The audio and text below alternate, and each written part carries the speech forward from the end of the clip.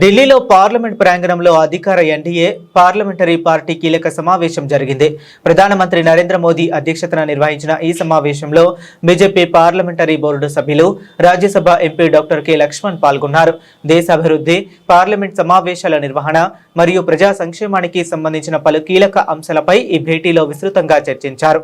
ఈ సమావేశానికి విశేషాలను Rajya Sabha MP doctor K Laxman మీడియాకు వెల్లడించారు. ప్రధాని నరేంద్ర మోదీ నాయకత్వంలో కేంద్ర ప్రభుత్వం చేపడుతున్న సుశాసనం, ప్రజా సంక్షేమ పథకాలు మరియు దేశ ప్రయోజనాలే పరమావధిగా రాబోయే రోజుల్లో పార్లమెంట్ కార్యకలాపాలను ఎలా ముందుకు తీసుకువెళ్లాలనే దానిపై స్పష్టమైన చర్చ జరిగిందని తెలిపారు.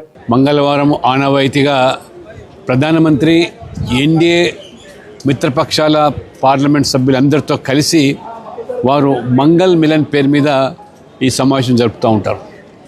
ఈరోజు వర్షాకాలము సమావేశాల సందర్భంగా ప్రధానమంత్రి నరేంద్ర మోడీ గారు పార్లమెంట్ సభ్యులను ఉద్దేశించి మాట్లాడుతూ ఇవన్నీ కూడా మరి రాబో రోజుల్లో యువత ఈ దేశానికి వెన్నెముక, ప్రపంచవ్యాప్తంగా ఏ రకంగా అద్భుతాలు వారు సాధిస్తూ ఉన్నారు, సృష్టిస్తూ ఉన్నారు.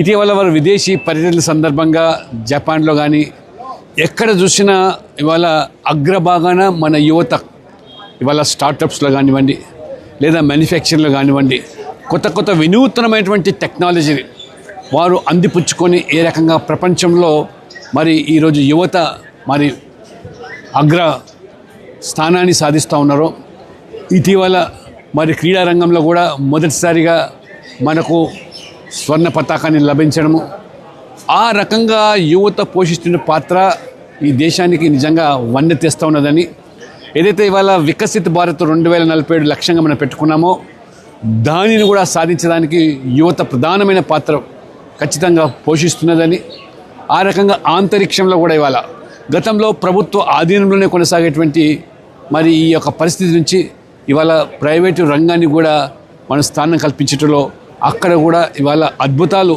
వారు సృష్టిస్తున్నారని, ఆ రకంగా ఈరోజు భారతదేశానికి యువత వెన్నెముకగా మారుతున్నది. దీన్ని స్ఫూర్తిగా తెచ్చుకొని 12 సంవత్సరాలుగా మరి నరేంద్ర మోడీ గారి నాయకత్వంలో ఏ రకమైనటువంటి అభివృద్ధి సాధించామో మరి అధ్యక్షులు నితిన్ నబీన్ గారు కూడా విశ్లేషించి అత్యంత ఎక్కువ కాలం ఎన్నికైనటువంటి ప్రధానమంత్రిగా ఇవాళ నరేంద్ర మోడీ గారికి కొనసాగడం, వారు దేశానికి కాదు ఇవాళ మొత్తం ప్రపంచానికి కూడా వారు నాయకత్వం ఇస్తూ ఉన్నారు. మనం గర్వపడాలి. అటువంటి మరి నరేంద్ర మోడీ గారి నాయకత్వంలో కూడా ఈ రకమైన అద్భుతాలు సాధిస్తుండలో పార్లమెంట్ సభ్యులుగా ఇవాళ విపక్షాలు మరి ఏ రకంగా రాద్ధాంతం చేస్తూ ఉన్నాయో, ప్రధానమైనటువంటి అంశాల మీద, అభివృద్ధి మీద, పేదల సంక్షేమం మీద, వాటి మీద చర్చలకు రాకుండా సభను కూడా స్తంభింపజేస్తున్నారు.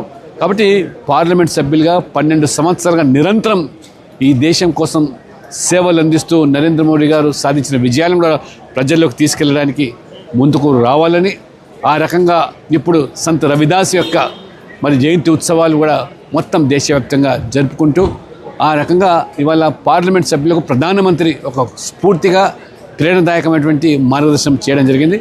ఖచ్చితంగా ఆ దిశలో అందరూ కూడా పార్లమెంట్ సభ్యులు అడుగులు వేయడానికి సిద్ధంగా ఉన్నారు.